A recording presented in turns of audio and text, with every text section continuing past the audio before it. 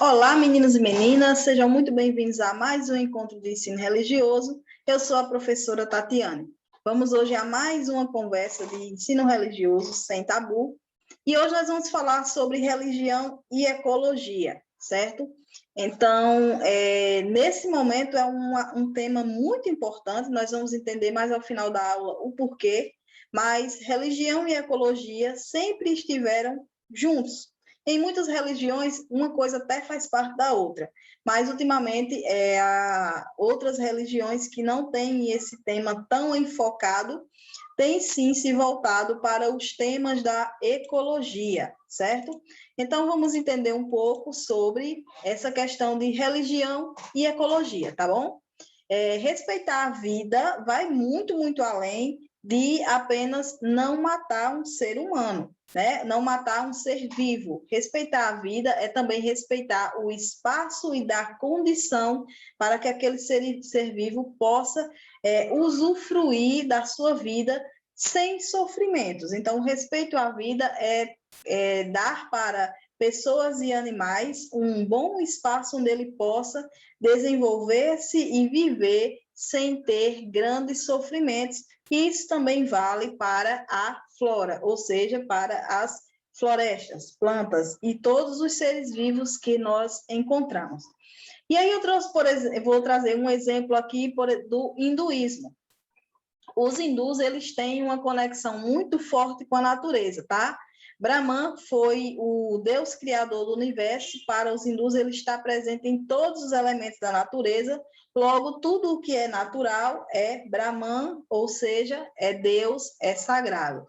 Os hindus acreditam na transmigração da alma, que nós já estudamos aqui algumas aulas atrás, que transmigração é quando a pessoa morre e depois ela reencarna em qualquer tipo de ser vivo e não apenas em outro ser humano, como o exemplo da reencarnação espírita. Então, a transmigração tem esta característica de você morrer e reencarnar em outro ser vivo que não seja no ser humano, tudo de acordo com o seu karma da vida anterior, certo? Então, para os hindus, eles acreditam que a transmigração quando revivem um novo corpo de uma pessoa animal, ela vem para aprender tudo o que ela precisa, né? Para o hinduísmo, a gente está aqui para aprender tudo o que precisa para evoluir e para não precisar mais reencarnar, tá? Ou seja, não precisar mais voltar para este plano e para que a gente possa ficar nos planos espirituais, onde estão deuses como Vishnu, Shiva e o próprio Brahman, certo? Brahman, ele habita tanto este planeta em todos os seres vivos, e é por isso que é necessário respeitar todos os seres vivos, sejam plantas ou animais, como ele habita outros planos espirituais, tá bom? Os animais, eles têm um papel muito importante dentro da cultura indiana, na religião hindu. Diversas divindades hindus apresentam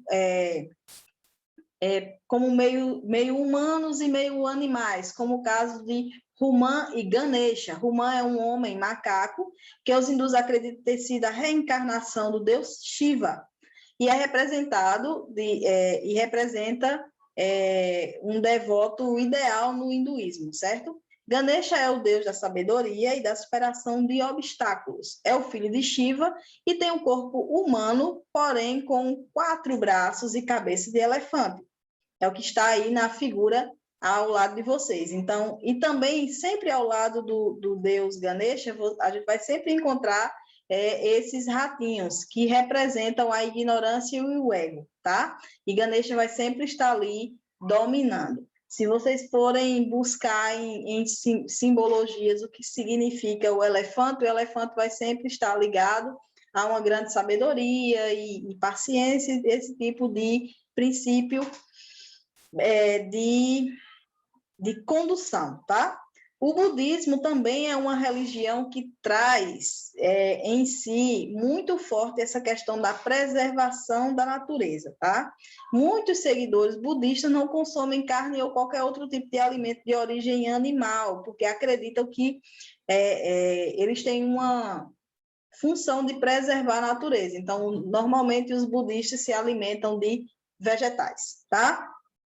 Além dos budistas, nós temos outras religiões que também têm essa questão da alimentação como uma forma de preservação da natureza, como, por exemplo,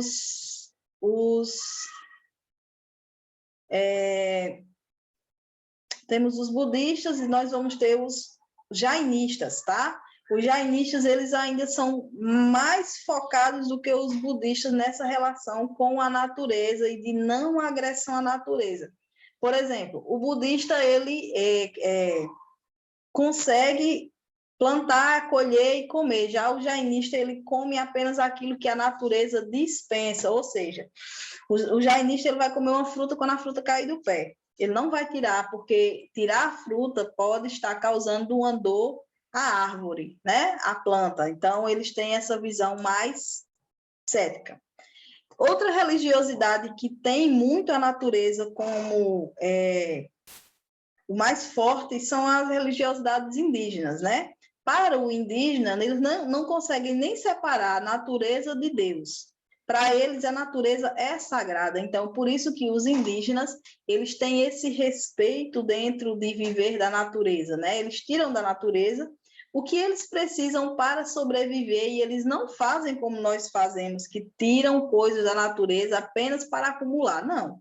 Eu preciso comer, vamos dizer assim, hoje eu preciso comer essa fruta para me alimentar o dia todo. Ele vai comer aquela fruta e não vai pegar outra para levar para casa só porque está ali fácil. Ele vai deixar outra lá, certo? Então, o indígena, ele tem muito esse respeito à natureza, é o que é sagrado, e ele acredita que, tendo esse respeito à natureza, nada nunca vai faltar para ele. Vamos combinar que isso aí é muita sabedoria, né? Se você respeitar a natureza nunca vai lhe deixar na mão. Agora, se fizer o que a gente está fazendo com a natureza vai fazer o que ela está fazendo com a gente, que é terremoto, maremoto, tsunami, vulcão em erupção, chuva onde não chovia, neve onde não nevava, falta de chuva onde chovia, as coisas, os desastres que a gente está vendo por causa do desrespeito do ser humano à natureza, né? Eu trouxe aqui, essa aqui é a árvore do baobá, que é uma árvore simbólica para as religiões africanas, certo? Que também tem um culto muito forte à natureza.